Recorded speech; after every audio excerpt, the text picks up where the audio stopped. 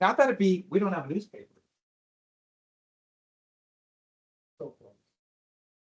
Right. We saw the test. You got to hear, right? We got Yeah. Blaine. Huh? We got to, like, just broke down Blaine. Blaine. James G. Blaine, the Continental Liar from the state of Maine.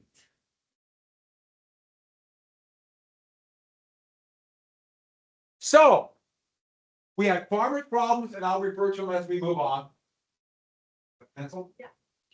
Make sure you put your name on this. All right. So we got the free trade, we got the blame. So Cleveland came in, and what president was assassinated? And who became president? Obsessed with pants, yes. Chester A. Arthur. And what was the law that would create a professional civil service? Yeah, the Pendleton Act. So the Goo-Goos are going to try to win. Blaine was congressman from Maine and was tied to the Credit Mobilier scandal. So this is going to hurt them because the Democrats are claiming the Republicans are corrupt. Hey, anytime you have a party in power for a long time, there will be a taint of corruption. Just because, they start making deals with their friends, they all do it. Some more than others. Yeah. Good government. Good government, goo. And there are a number of people who have been voting Republican, and for various reasons, they felt that the Republican Party was either becoming too corrupt or too conservative. And so they were kind of straddling the fence. Some were like, I like some Republican policies, but I want more reform, vice versa. And these people that were straddling the fence were called mugwumps. Mugwumps. And like anybody straddling the fence, they annoy people. And that was not meant to be a compliment. Make up your mind. So a mugwump. Let me explain what a mugwump is. You have a fence. Your mug is on one side of the fence. Your wump is on the other. Mugwump. And a number of mugwumps voted for Cleveland. It looked like they might vote for Cleveland. This was a nasty campaign where both parties attacked each other. The Democrats had its little slogan, they would mock Blaine. And it was James G. Blaine, the Continental Liar from the state of Maine. Cleveland, a bachelor, unmarried, it was found out after he got the nomination that he had a child in wedlock that he did not acknowledge. And immediately you can imagine how Republicans started attacking him for this, which by the way seems almost quaint today. But often cartoons like this, I want my paw, and the Republicans came up with a cute little slogan, Ma, Ma, where is my paw? Gone to the White House, ha, ha, ha. That's poetry when you rhyme paw with ha. Well, I like James G. Blaine better. Enough mugwumps switched that Uncle Grover was elected president. The Green are Democrats, and he won his home state of New York that went for Garfield in the last election, and now Uncle Grover is president. But you'll notice the popular vote is still incredibly close. The nation is very much divided. And yes, he's my great. Grover Cleveland is my great.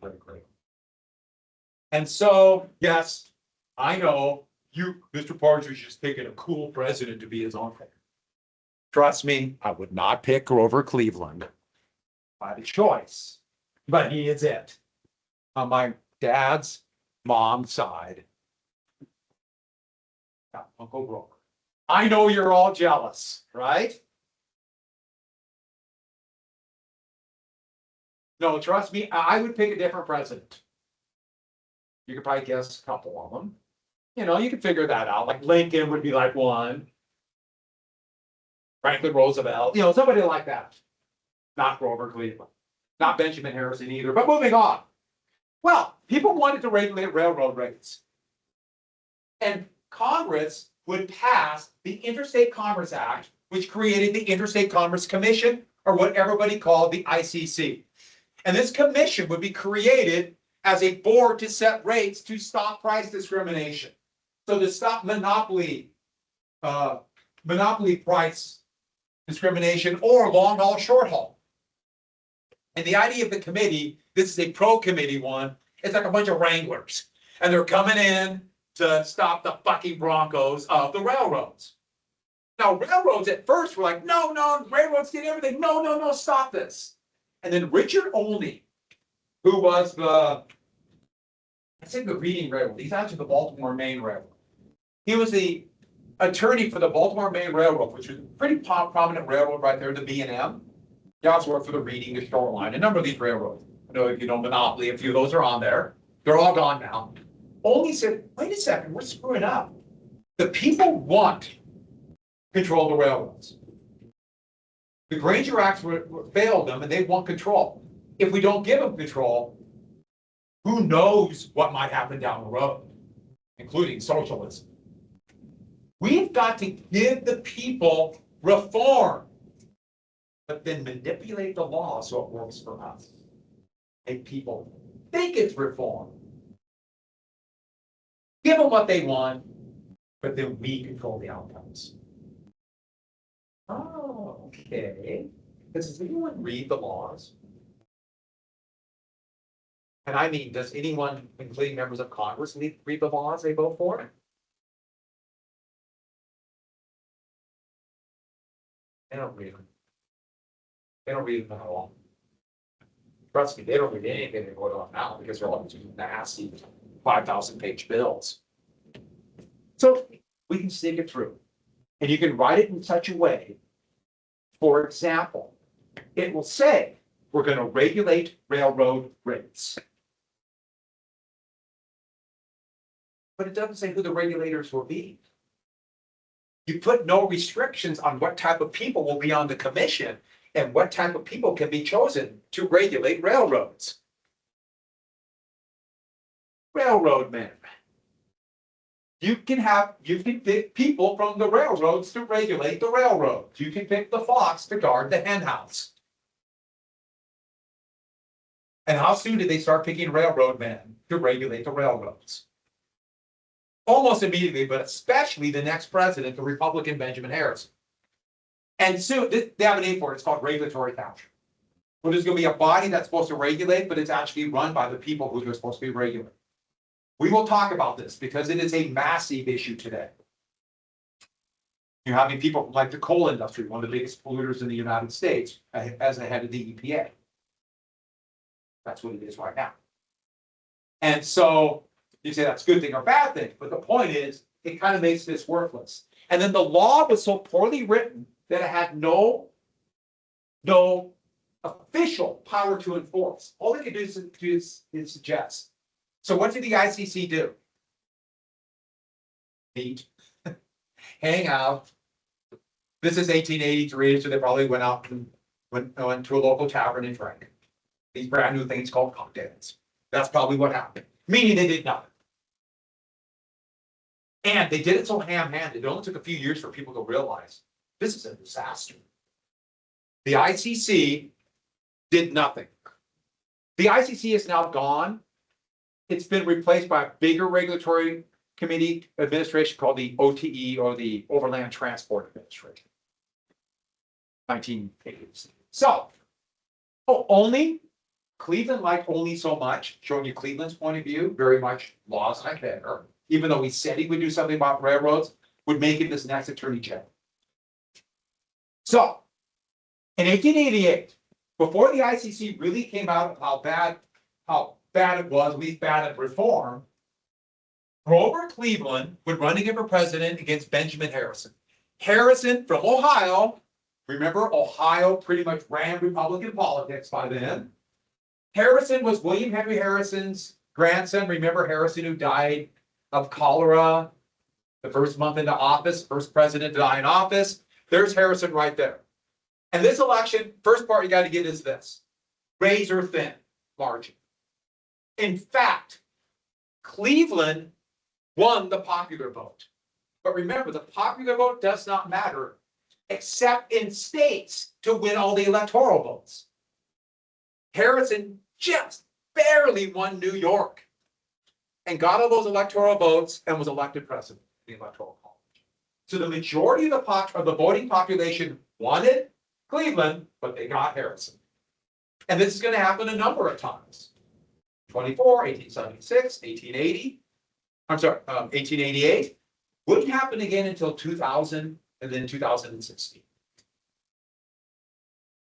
And so that's part of the Great Compromise. Well, Republicans looked at it and said, we're going to lose next time.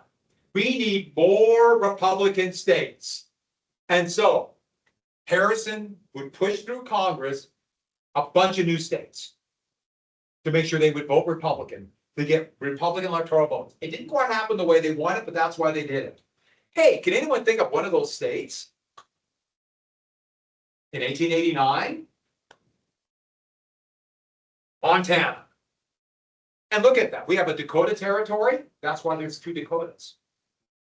So more members of the Senate and more electors they were hoping to be Republican, which now has worked for them. Idaho 2, Utah the year after, when they finally formally made polygamy illegal, Utah would come in for the same reason.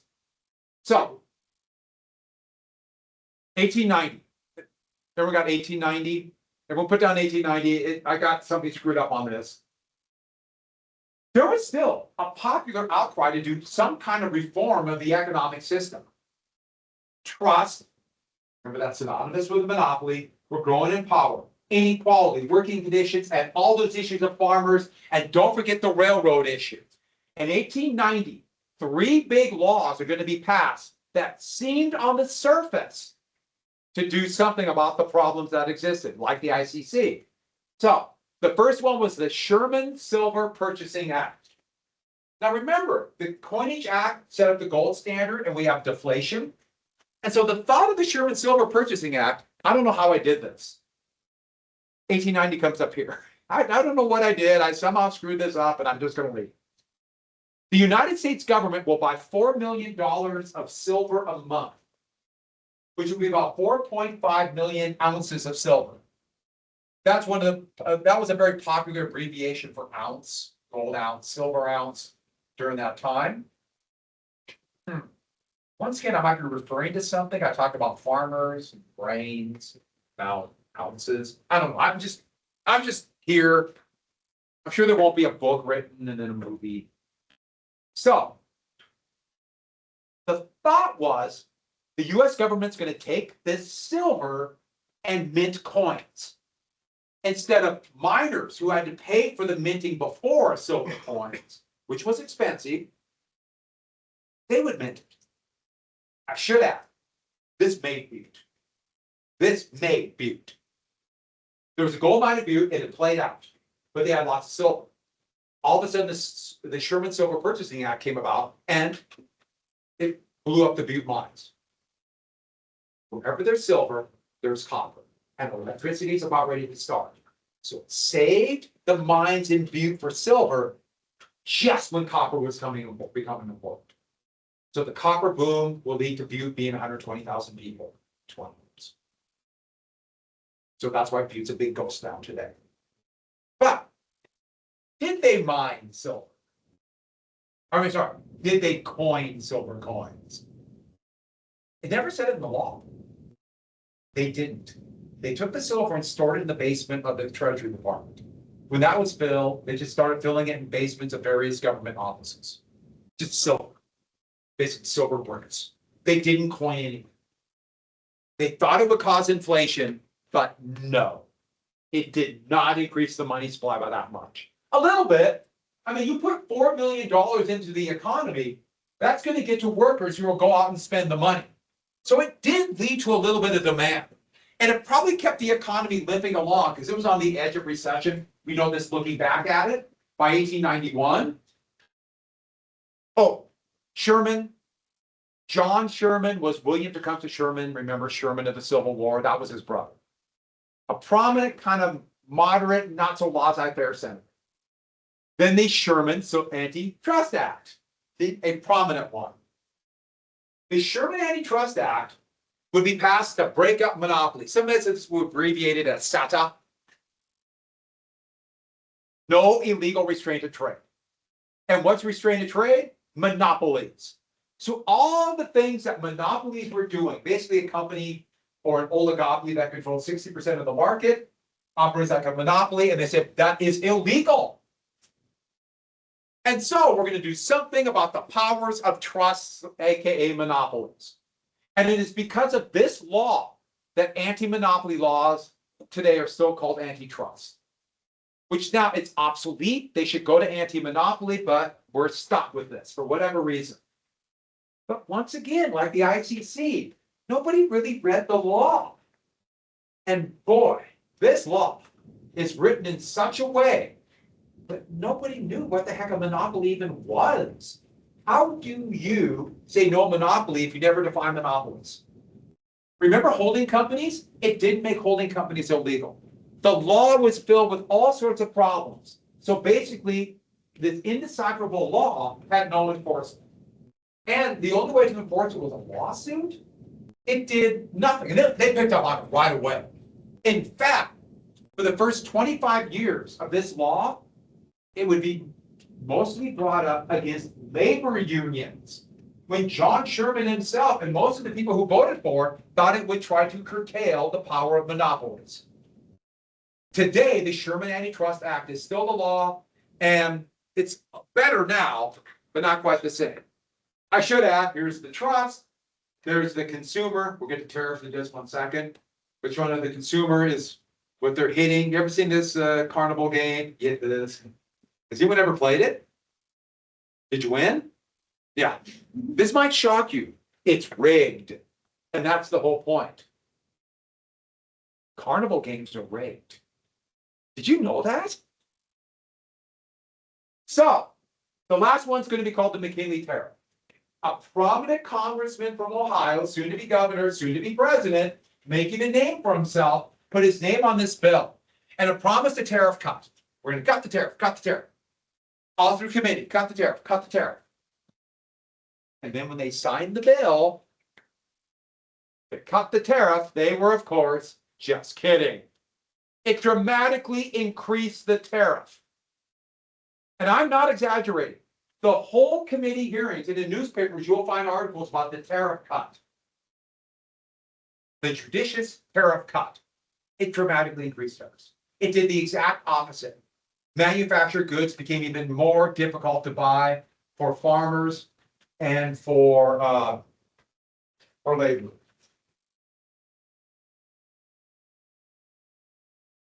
Oh, wow. Sure.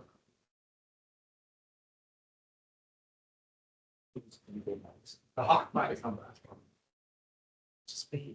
I got a hawk eye.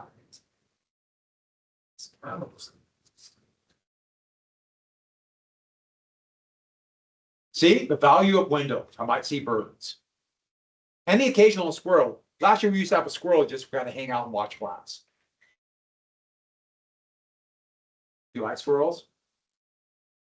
You know, they're kind of just rats with bushy tails. You know that. Okay, so. And then this happens.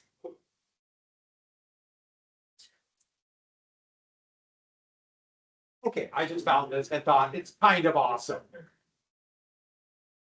I love the fact that, you know, the pig didn't know his limit. 12-pack would have been fine, but 18. All right. Farmers now feeling unrepresented by both political parties. Promises were made and not kept. Would lead them to decide to start a third party, the populist party, not the elite. So this is going to be made up of farmers, miners who love the idea of more silver coinage, and they try to get laborers, but they're going to be unable to get a lot of laborers into it. And they're the anti-social Darwinistic party. They believe social Darwinism is going to cause the ruin of the republic by leading to such inequalities of wealth. Revolution will blow it all up.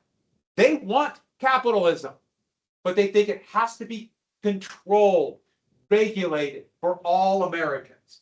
And it's a hodgepodge of different groups, the People's Party, but everyone called them the populists. And like they have old Knights of Labor, Greenback Party who wanted paper currency. Here's the Grain, Socialist, Free Silver Party. which really wasn't a party, but this hodgepodge of groups. And they would meet in, well, I'll get to that in 1 second. But they had a problem. A lot of their old biases and prejudices went against it, especially of people of rural background that made up kind of the basis of it. They were anti-urban and fearful of immigration, which is always one of the more fascinating things. Fearful of immigrants, because it just seemed different and scary if you're not from an area that has a large cosmopolitan population, like Helena. Not quite. Anti-intellectual. They felt that this educated elite was cheating them. And this should go back to Andrew Jackson. They call these intellectuals these bunch of pointy heads that are manipulating the system. Pointy heads, they're like, their head is toned with knowledge instead of a working man. I don't understand. I just read that. Okay.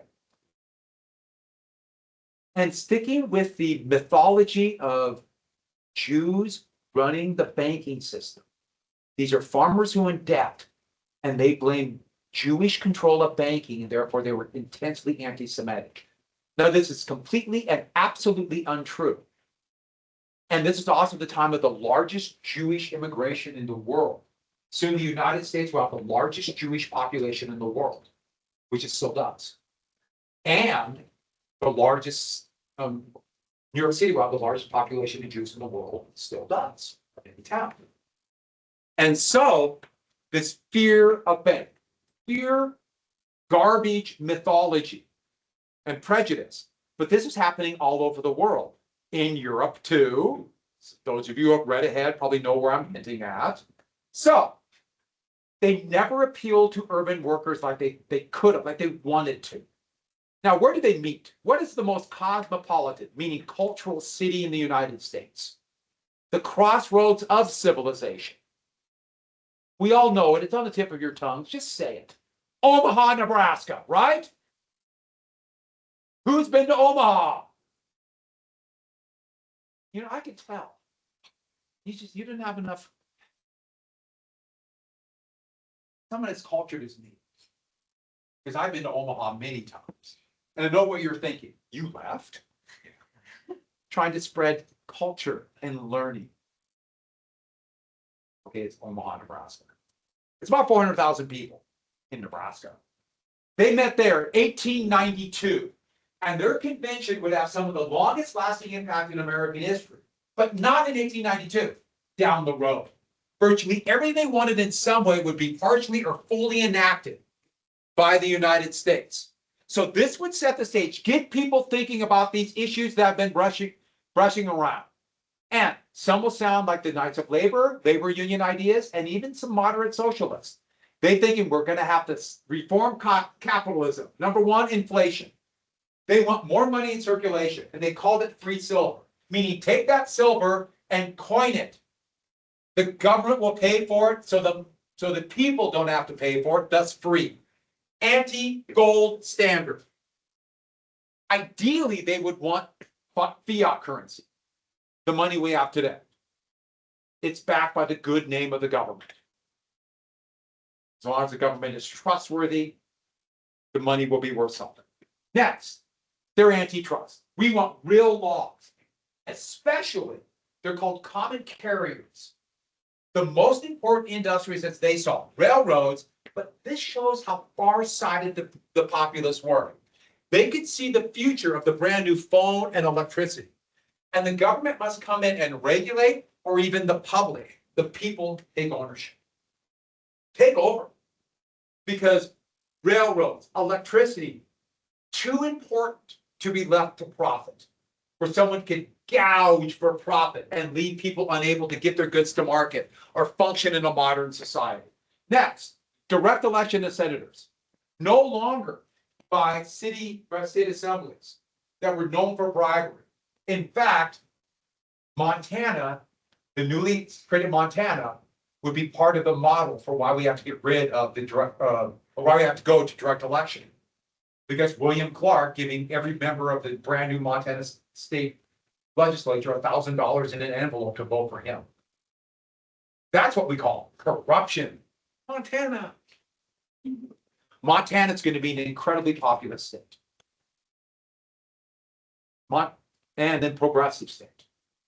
Montana's a lot different today than it was then. Next, a progressive income tax, meaning the more income you make, the greater percentage of taxes. And that would alleviate some of the inequalities, and also that's where the money is at. We'll get to more about that down the road in the New Deal. Also a tax on very large estates.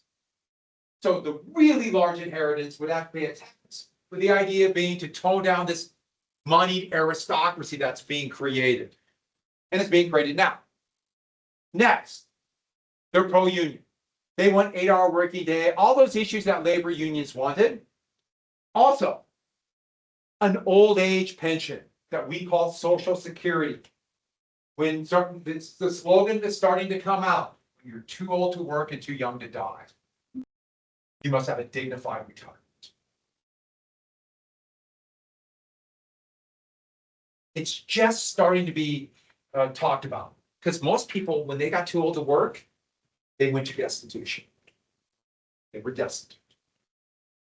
And women's rights and civil rights.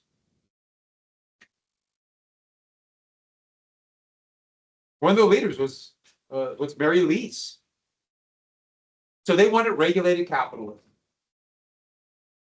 This, by Franklin Roosevelt, would call this liberal. That's liberal economics. And almost all of these would happen a little bit in the progressive era, Teddy Roosevelt and Woodrow Wilson, and then Franklin Roosevelt's New Deal. And for example, if it would have been today, the populace probably would have been for things like low cost or publicly funded tuition for college. Hospitals really didn't save lives then. Healthcare only worked partially. About 25 years it would start to work. So they would be probably for some kind of national healthcare insurance. That'd be the kind of things they'd be for. Unemployment insurance, workman's comp, things like that. That's the populist. So, Omaha Convention, big deal. This will be one of your choices for short IDs tomorrow. Sound good? All right. So, we're jumping right to here. So in 1892, we have a pretty dramatic election. William Henry Harrison's running again, more laissez-faire. Cleveland is running again, claiming to be anti-monopoly. But he would just vaguely say it. I will reform the Sherman Antitrust Act, which people already realized was a mistake. But did he really mean it? The answer is no. Here's another great anti-monopoly cartoon.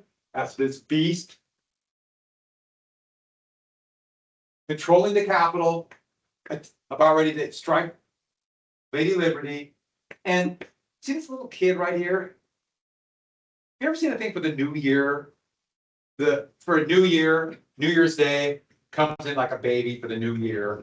And last year kind of leaves as an old man. Whenever they would show a little baby at this time, it's holding this kind of spear/pin. It's supposed to represent the future. The future. So, a third party, James Weaver of Iowa, as the populist. And the populists are coming in saying, we're not more of the same. Cleveland's not telling the truth. We have an option. But the problem is we have winner take all. Winner take all means third parties will take away votes from another party. So when the populists come in, they're probably going to take away votes mostly from Democrats. But also, they're rolling the die. They're coming in saying, we want to become one of the two major parties. Third parties either die off, which they all do, or become non-entities. Parties that are so small, they just, people might say, I'm a member, like today, of the Libertarian Party or the Green Party. But they 1% or less of the vote. So they're rolling the die. We're going to do it on our own. Both parties aren't going to function. When the election finally happened, Cleveland did win, but the populists did really well. Cleveland will be the first president in American history to win non-consecutive terms. Non-consecutive terms. So, Here, it's gonna be in June, when you have to list all the presidents. All of them, all 942 of them. There are two presidents you have to name twice. If the president served 1 or 2 terms, you have to name once, except for the 2 presidents that served non-consecutive. Cleveland and who's the other? President Trump. And I actually thought this would never happen. But this is really, we're in extraordinary times, and it did happen, which it's a surprise for lots of reasons. But look at what the populists did. And the populists took enough votes away from Democrats that Democrats were probably going to win Montana, but the Republicans did. So there is an option, and then all hell broke loose. A massive economic disaster hit, the Panic of 1893. And I should add, there was really no big boom. The economy did not do all that well, except for the very top in the 1880s. And 1880, 91, 92 were not good years. Most of the 1890s, bad economy, really bad. So we have oversupply in railroads. Remember, that's the first thing they kept building. And that, if you have oversupply in the railroads, that means oversupply in steel, oversupply in lumber, oversupply in coal. And the other oversupply was this. I'm sorry, the other over speculation was a massive bubble and all these new, they're called financial instruments. Companies started, or these investment banks started making bonds. They called investment trusts, where they basically took these little pieces of other things like debt and stocks and put them together for people to speculate in. They had no real value. They were just purely instruments of speculation. And nobody knew what backed them up, how they got valuable. And the price went up and up and up and up and up. And then the bubble burst. And because they had nothing to back them up, people lost everything. A term for cheating somebody was flim-flam. And so here's a great cartoon of the web of the speculative bubble, Wall Street, and a spider who made it with flim-flam finance. Try to say that 3 times fast without saying flim-flam finance. Try it. Try it. Try it. Come on, let's hear it. Are you afraid? Try it. If you want to graduate, you have to be able to say flim-flam finance 3 times. And those little flies about to be caught, the public. This is a lot like what happened in 2007, 2008. They had all these financial instruments called asset-backed securities, credit default swaps, which are incredibly confusing. Trust me, it would take far too long for me to explain it. We are going to go to it a little bit in special topics. In my special topics class, the entire class will bring bullets for it. It is that complex. The best example I can give now of flim-flam finance is cryptocurrency and stablecoins, which are tanking right now. They've lost all their value. They've lost about 45% of their value in the last 9 months. And so it's just, why are they valued? So Cleveland also pushed for and signed a repeal of the Sherman Silver Purchasing Act. Why the Sherman Silver Purchasing Act? Cleveland said very logically, it's just storing silver in basins. What's it good for? But the problem is this: by repealing it at a time when the economy was already slipping, they were in a recession. You pull $4 million a month out of the economy. That drops demand. At a time where they desperately needed demand, another hit on demand. So this would turn out to be a terrible mistake that would help make the Depression even worse, and would last arguably till 1899. And also a trade war began because of McKinley tariff. Countries all over the world increased their tariff. At a time where we need to sell our overproduction, there's a trade war. A similar thing would happen in right after World War I, 1929, and it's happening now. We're in a weird trade war because no one has any idea what's going to happen next. And so there's a lot of relationship. Good old Puck magazine. And all of a sudden, this dramatically increased fears of revolution. Are people going to rise up and have enough of this? And I should add one more thing about this. It's worldwide. You combine this with anarchist attacks and that fear that we might blow up the whole system. Are people going to have enough? And you're going to get people with wealth who are going to become even more retrenched. And the populists are out there saying, told you so. We have a solution. And when you voted for more of the same, this is what happened. And then write down 1894. Oh, this is the panic. See the panic? And let's say you have a piece of paper that says stock or your bond. I'm worth this much on a piece of paper. Never get that, this is my stock. And it crashes. What is the paper worth now? You thought you had money. This paper said you had money. It's gone. See the paper? That's the stock market crushing. These are people panicking, and there's a duck. So, I still don't know why the duck is there, but ducks know, right? Always trust waterfowl. So, here, don't write this down. Remember the boom bust cycle? I drew it for you. I want to find a picture of the boom bust cycle as I explain you, a good one. You have to go to some economic books, but they're not very good. I found this online, and it was so awful. I want to share it. What the heck is this? This is their idea to teach people what the boom bust cycle is. Expansion, peak, contraction, trough. Thank you, Econ Ed Link.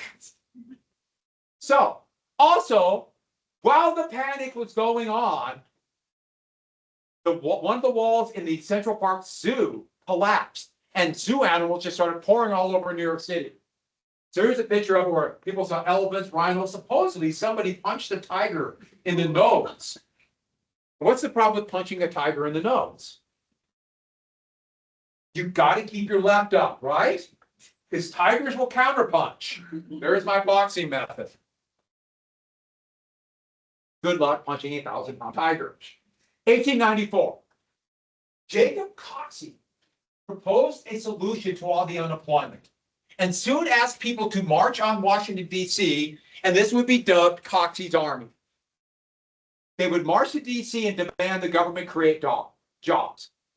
If government creates jobs for the unemployed, all of a sudden, people who didn't have money in their pocket.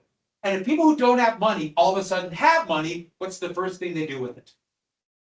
They spend it on all the things they couldn't buy, and that would increase demand.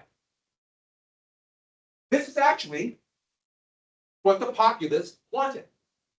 And soon almost 1,000 people, including a bunch of miners who lost their jobs from Montana, showed up. Here they are on the front steps, demanding Congress. But Congress was opposed. Would someone who believed in social Darwinism want this? This goes completely against social Darwinism. If you believe in social Darwinism, you don't help unemployed people, because why are they unemployed? Because they're what? They're morally corrupt. Even if there's no jobs, doesn't matter. You should have done something. Not my fault. Not my fault. What do you want me to do? So, literally, in one night, Congress passed a law that said it was illegal to walk on the grass in front of the Capitol. And then the next morning arrested Coxey and the leaders for walking on the grass. And it blew up Coxey's army. Didn't happen, even though it was probably going to pass the House. But it's a group that calls itself an army and marches on Washington, D.C. What does that sound like? Oh, I forgot one thing. He would become this is what we call a political prisoner. They created a law to shut him up. If an army marches on the Capitol, or a group calls itself an army and marches on the Capitol, doesn't that sound like a revolution? And then one of the biggest labor strikes in American history. We're jumping right here, the Pullman strike. The Pullman Railway Carriage Company, Chicago. By the way, didn't they make factories a lot cooler back then? Architecture meant something. Form over function.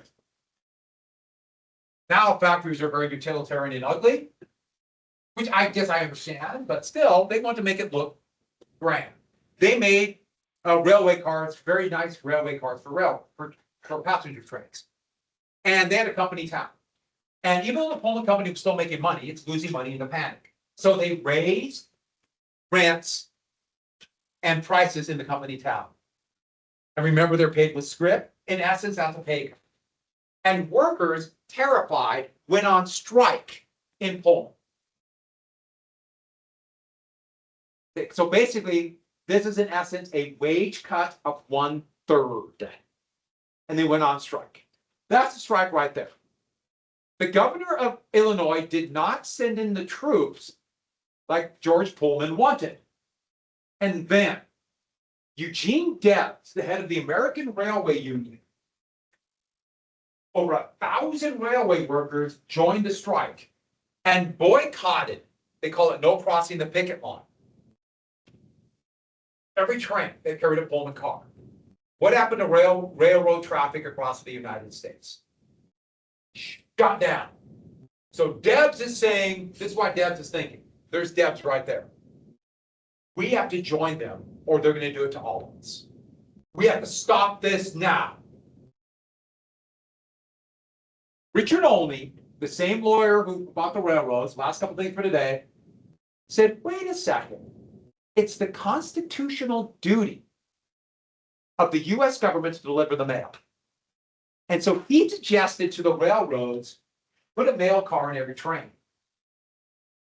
That means Debs' strike is violating the Constitution. If you're violating the Constitution, what can you do? Last two things. By the way, this will be the last thing on the test. Sound good? There's a few things after it. We're going to stop right at Pullman strike, okay? They got a court order saying to end the strike. When Debs refused, they sent in the troops, forced the strike to end. What kind of soldiers did they use to put down mostly white workers?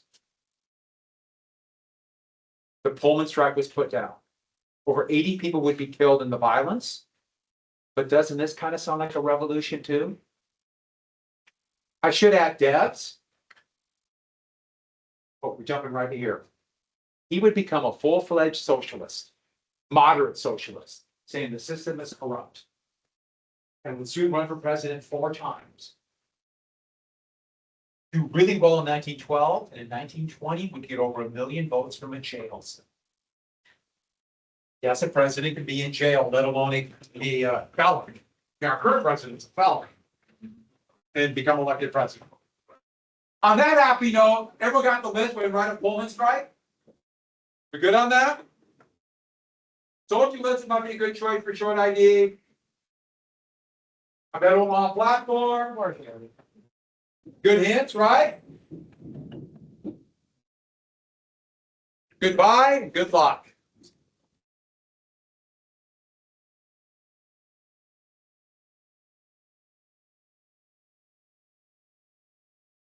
Mr. 400, I have a gift. Oh boy. We're gonna hang them up or put them up. So what we do is get River, when you have a little bit of free time, is gonna put it on like a poster, we'll put it up somewhere. Oh, perfect. Of course, at the same time, I gotta be taking everything down, but we'll do that for a few days. Okay. Yeah, do you see that one? That one dude with, I believe it was, boxing trend, from Phenomenon. I don't know how long it was. Yeah. And you can see the video he was putting. You can like see it on the couch.